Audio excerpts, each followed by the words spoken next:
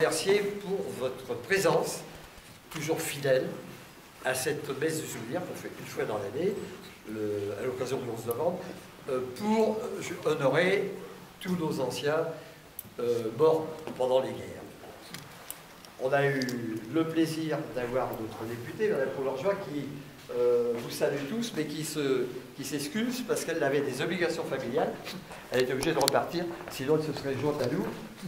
Nous avons M. Rosenfeld, qui est là, voilà, qui nous honore, notre ancien élu, chargé de la mémoire, qu'on a eu pendant des années la joie et le plaisir, et qui nous fait toujours l'amitié.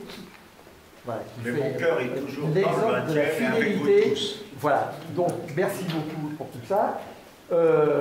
Merci à tous. Bon, je ne vais pas m'étendre, hein, parce que bon, on n'est pas là pour faire des discours.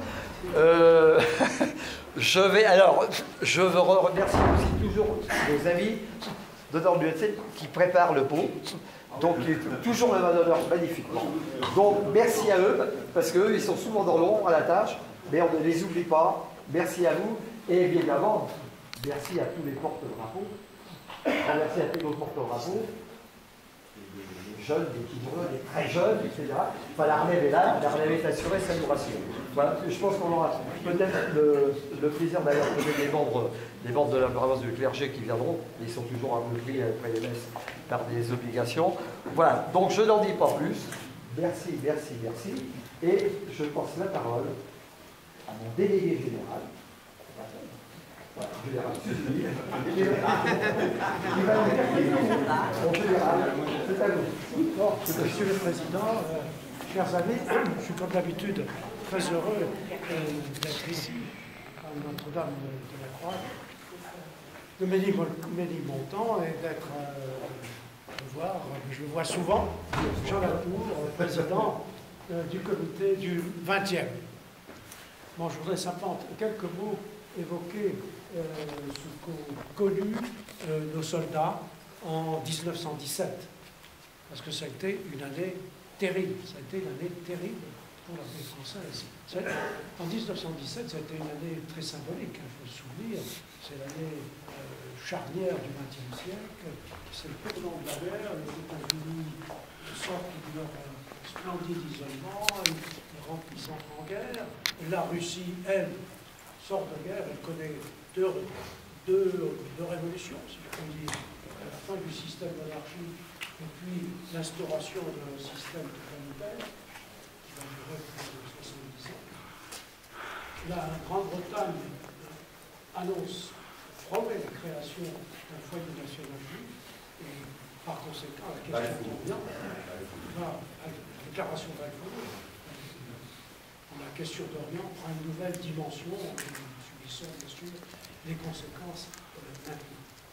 Et pour l'armée française, pour les armées alliées, c'est une année terrible, terrible, parce que ça fait quand même 2 ans et demi que nos soldats se battent contre un ennemi déterminé, puissant, et ils se battent dans des conditions épouvantables. On est en avril, parce que je vais parler des offensives du chemin des Dames, on est en avril 1917, qui viennent de subir un hiver extrêmement rigoureux, la neige mélangée souvent à la pluie, le gel, et ils se battent toujours dans les tranchées, au milieu, dans la boue, mêlée de sang, au milieu des cadavres qu'on n'avait pas le temps de ramasser. Leur offrir une sépulture digne d'eux. Donc, eh bien, à ce moment-là, il faut dire que il n'y a pas d'espoir d'une sortie de guerre. Aucun espoir. Et aucun espoir aussi d'amélioration de leurs conditions de vie. Et il faut bien avouer que la lassitude, un peu la résignation, se fait jour dans les rangs de l'armée française. Alors, le haut commandement, d'abord pour sortir de cette situation figée sur le plan stratégique, et puis pour donner un peu plus de morale donc, on commence quand même à se poser des questions, décide de lancer une grande offensive, vous le savez, en Champagne, donc, et cette offensive est confiée au général Nivelle, qui est un peu technicien de formation jeune, assez jeune, et il décide donc de faire porter l'effort sur le chemin des dames. Extrêmement sévère.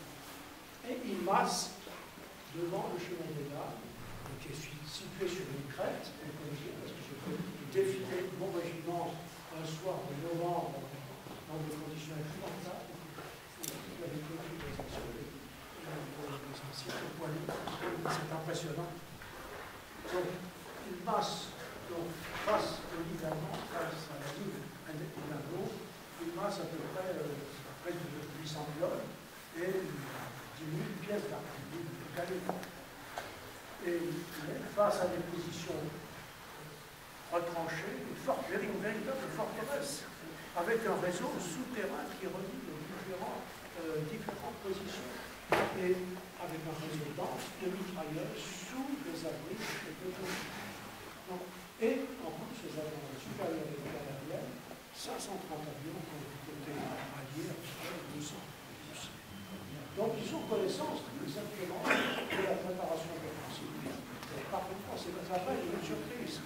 Et nos poilus, ce sont 17 AG lancés à l'assaut de cette forteresse en partant d'en bas, parce qu'ils sont en bas. Ils sont en dessous. Et il pleut.